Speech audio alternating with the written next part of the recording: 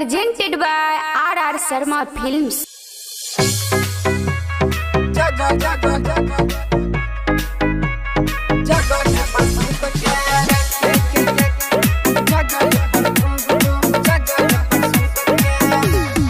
Music by DJ Vikas Raja Putra. कहाँ जाता रे जाने मन तनी हमन के चिखा देना हई अपन ओठ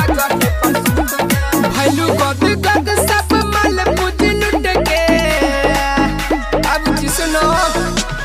भैलू गद गद सब माल पूज लुट के भैलू गद गद सब माल पूज लुट के हे यादव जी के मजा दह जगह पर सुत के यादव जी के मजा दह जगह पर सुत के सोहनी के मजा दह जगह पर सुत के भैलू गद गद सब माल पूज लुट के भैलू गद गद सब माल पूज लुट के चौपाल जी के मजा दह जगह पर सुत के चौपाल जी के मजा दह जगह पर सुत के दुसाद भाई के मजा दह जगह पर सुत के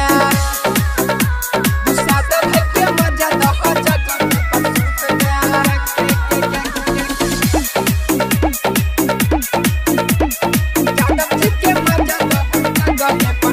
R.R. Recording Studio, Arapatti Balwa.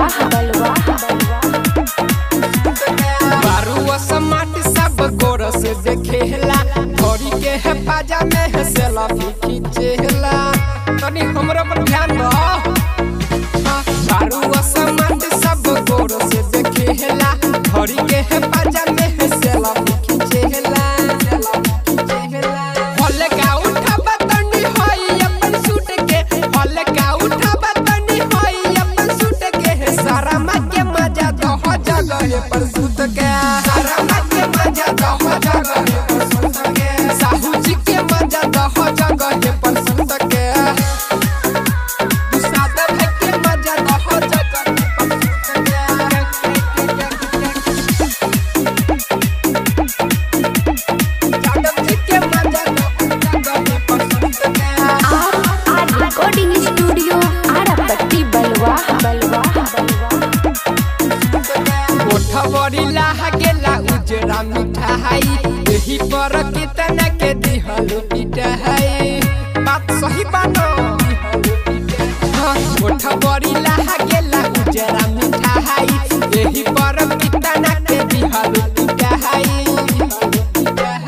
सहजन प्यारा संभारी तोरा रूट के सहजन प्यारा संभारी तोरा रूट के यादव जी के मजा दह जगह पर सुत के यादव जी के मजा दह जगह